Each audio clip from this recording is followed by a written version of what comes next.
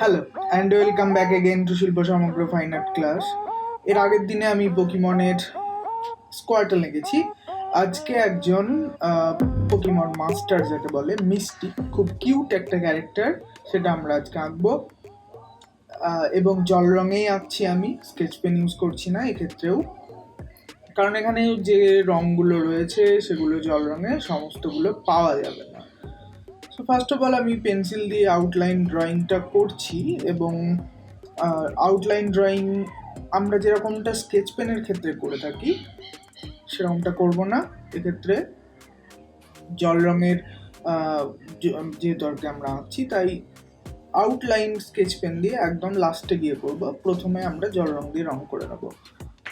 এটা outline drawing হচ্ছে, এবং তারপর এর সাথে জল রংটা পড়বে, এবং এর স্কিন যে কালারগুলো সেগুলো খুব সুন্দর এবং ইন্টারেস্টিং।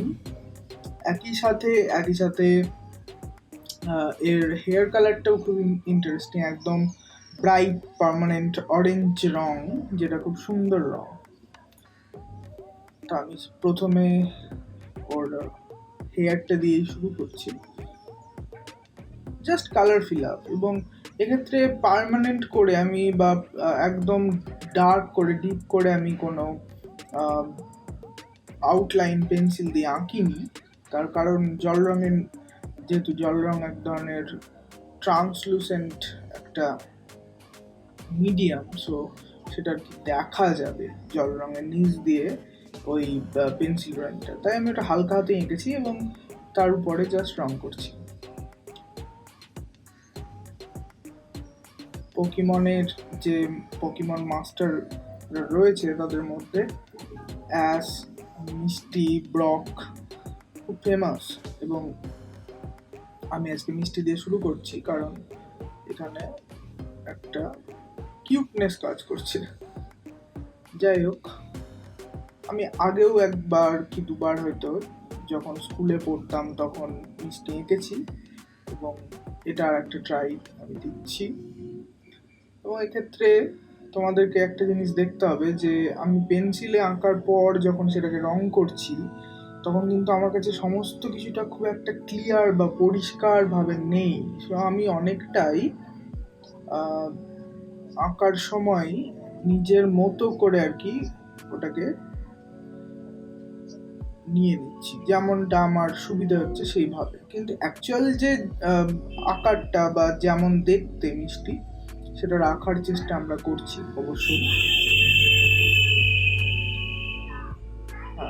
এবং যে কালারগুলো আমি ইউজ করছি সেগুলো জল রঙের বিভিন্ন রং মিক্স করে আমি আঁকতে পারি, স্কেচ পেনে সেই সুযোগটা আমি পাই না, তাই জল রং ইউজ করাটাই আমি শ্রেয় বলে মনে করছি এক্ষেত্রে। এবং যেখানে আমি দেখবো যে এরকম ডিফিকাল্ট কিছু রং রয়েছে যেগুলো আর কি স্কেচ পেনে আঁকা যায় না, স্কেচ পেনে আঁকতে গেলে একটু সমস্যা হয়, সেগুলো আমি এরকম জল রঙে আঁকবো। তোমরা যারা জল রং ইউজ করো তারা তো আরামসে করতে পারবে, এবং যারা প্যাস্টেল ইউজ করো প্যাস্টেল দিয়েও আঁকতে পারবে এটা। তবে প্যাস্টেলে আঁকার ক্ষেত্রে আমি বলবো একটু বড় আকারের কাগজে আঁকো, যাতে করে প্যাস্টেল যেহেতু একটু অন্যরকম টাইপের মিডিয়াম, সেটা আর কি সূক্ষ্ম জিনিসগুলো প্যাস্টেলে খুব সুন্দরভাবে ধরতে গেলে একটু বড় কাগজ ইউজ করো। সো বিভিন্ন কার্টুন ক্যারেক্টারগুলো বিভিন্ন রকম ধরনের বৈশিষ্ট্য থাকে, এবং তাদের আঁকার স্টাইলটাও যেহেতু বিভিন্ন আলাদা আলাদা আর্টিস্ট সেগুলোকে আর কি আঁকেন, তাই সেগুলো এক এক রকম ধরনের হয়। তাও আমি আর কি এই প্র্যাকটিসগুলো করছি। এক তো স্ট্রোক প্র্যাকটিস, কার্টুন বা এই যে মাঙ্গা যে আঁকাগুলো আর কি, সেগুলোর মাধ্যমে খুব ভালো হয়, এবং তার সাথে সাথে আমাদের হিউম্যান অ্যানাটমি সম্পর্কেও কার্টুনের মাধ্যমেও অনেক কিছু আর কি আমরা জানতে পারি, যে হিউম্যান অ্যানাটমি কেমনভাবে কাজ করে, এবং সেগুলোকে ক্যারিকেচার করলে, ক্যারিকেচারের মতো আকার দিলে সেটা আর কি কীরকমভাবে তার কাজটা আর কি হতে পারে। সো যে পোকিমনটা ওর হাতে থাকে মিষ্টির কাছে, সেটাও আমি আর কি একই সাথে এঁকে দিচ্ছি, কারণ এটা সব সময়ই আর কি ওর সাথে থাকে। হ্যাঁ, যখনই আমরা আর কি পোকি মাস্টারদেরকে আর কি আমরা দেখি, তাদের যে প্রিয় একটা করে পোকিমন থাকে সেটা তাদের কাছে থাকে। এর মধ্যে এটাও আর কি রয়েছে। এবং লাস্ট পর্যায়ে আমরা চলে এসেছি প্রায় ড্রয়িং এর। এখানে আমরা আউটলাইন ড্রয়িংটা করছি স্কেচ পেন দিয়ে ব্ল্যাক। আউটলাইন ড্রয়িংটা স্কেচ পেন দিয়ে বর্ডার না টানলে কার্টুন দেখতে ভালো লাগে না।